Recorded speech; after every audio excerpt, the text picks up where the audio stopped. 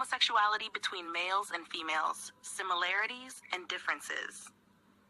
When we talk about homosexuality, the image that often comes to people's minds immediately is that of the male homosexual, the man who feels attracted to another man, who departs from his natural disposition and seeks emotional or physical connection with someone similar to him, rather than someone who complements him. But what many people overlook is that homosexuality does not exist only among men.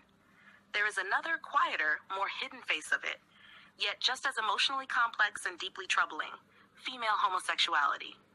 And here the mind begins to ask, are male and female homosexuality simply two sides of the same coin? Are they driven by the same causes? Do they share the same inner struggle? Can both be addressed in the same way? Or is each one rooted in its own story, shaped by different wounds, different fears, and unique psychological paths that begin in childhood and often stretch far beyond adolescence? To understand the difference, we must first discard generalizations and look deeper into the individual psychology of each case. Because while both male and female homosexuality may appear to share the same surface, same-sex attraction, what lies underneath is often vastly different. In most cases, a homosexual man struggles with his own masculinity, with his identity as a man, his role as a father, husband, protector, and initiator. He may have grown up in an environment where the image of a strong, emotionally balanced father was absent or distorted. Perhaps he was bullied, felt different from his peers, and began seeking acceptance and affection from those similar to him, rather than someone who might complete him. On the other hand, the lesbian woman often begins her path from a different kind of pain. She may have grown up in a male-dominated or emotionally abusive household. She may have suffered early harassment or trauma, or experienced betrayal by the first man she ever trusted. At some point, she began to associate men with threat or pain. So her heart turned elsewhere, not out of a genuine desire for women, but in an attempt to escape a memory of harm. This leads us to the first key difference. The male homosexual is often driven by direct sexual desire, a physical sensory urge that seeks gratification, whereas female homosexual tendencies are more frequently driven by emotional need, a longing for comfort, warmth, trust, and security. The physical part usually develops gradually, following emotional dependence. Of course, not every case fits neatly into these patterns. There are always exceptions. But this general distinction has been observed repeatedly in real-life stories, in psychological treatment sessions, and in the personal testimonies of those who entered this world and then left it behind. The second difference is society's perception of each type of homosexuality. While male homosexuality is often met with disgust, ridicule, and outright rejection, lesbianism is sometimes treated with indifference, or even amusement. In some circles, it is falsely portrayed as playful, normal curiosity, or just a phase.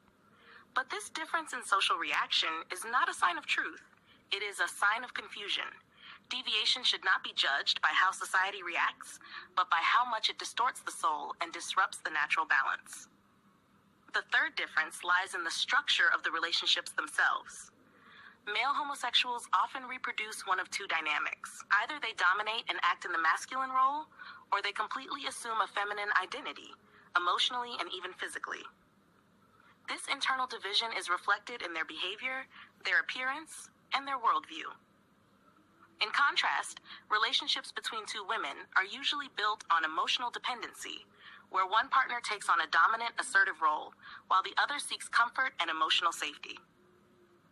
With time, the bond often becomes a toxic attachment, leading to psychological dependency that is difficult to break without pain or loss. Here, we must pause and ask, why would a woman choose to be with another woman? Is it true love? Or is it an escape from emotional wounds? Is it real attraction, or a result of damaged identity or misplaced trust? Is it freedom, or just a desperate response to deep emotional emptiness? Our natural disposition doesn't lie. When a man feels drawn to a woman and a woman is drawn to a man, the world feels balanced. But when this direction reverses, when two similar souls seek each other instead of opposites, something fundamental is thrown off, and the human heart begins to wrestle with itself, even if it pretends otherwise. The fourth major difference lies in the ability to break free from such relationships. Many male homosexuals are deeply entrenched in their condition, often rooted in complex childhood trauma, and healing can require long-term psychological and spiritual effort. However, many women who experience lesbian relationships during adolescence later abandon those experiences once they enter healthy relationships with men or receive emotional healing for earlier pain.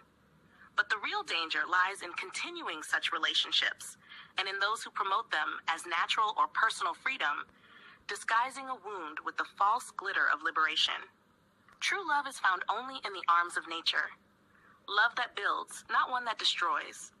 Love that nourishes the body, soul, and mind, not one that bruises the heart and confuses the spirit.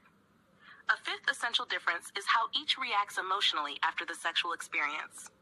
Many homosexual men report feeling shame, emptiness, or deep self-loathing after such encounters.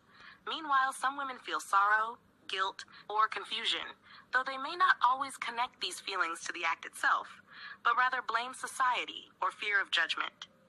This is why awareness is critical, not just to educate, but to reconnect people to the truth they already feel within themselves, to help them re-examine their choices, not based on social trends, but based on the quiet voice inside the soul when it's alone. Homosexuality, whether male or female, is not a natural orientation. It is often the result of a wound, a lack, a trauma, or a moment of curiosity that turned into a behavioral pattern. The problem is not that someone made a mistake. The real danger is when they convince themselves the mistake is their identity, when they dress it in the language of love, independence, freedom, or self-expression. Is female homosexuality less severe than male homosexuality? Never. Every deviation from nature is a wound to the self, a distortion of the spirit, and a corruption of the soul's inner compass. The difference in how it's expressed or socially tolerated doesn't lessen the inner damage. If we listen closely to those who've walked this path, we'll always find a painful story behind it. A girl who lacked her mother's warmth, or a woman who feared men because of betrayal or trauma, or a teenager who got emotionally entangled with a friend and couldn't find her way back. Each one of them has a story, and each story contains a pain that deserves to be understood, not excused. A wound that needs healing, not decoration. In the end, male and female homosexuality may look similar on the outside, but they differ in root causes, motivations, psychological dynamics, and spiritual consequences. But the path back is the same. Returning to one's fitra, one's natural design, one's soul, one's inner peace. Back to God. Because He who created us male and female knows exactly what brings us peace, what fulfills us, and what nourishes our souls. And for those who lose their way, His doors are always open. To anyone who returns, regrets, and longs to rebuild themselves, just as they were created in the first place. If you enjoyed the video, don't forget to like, share it with your friends, leave a comment, and subscribe to the channel to get our latest videos.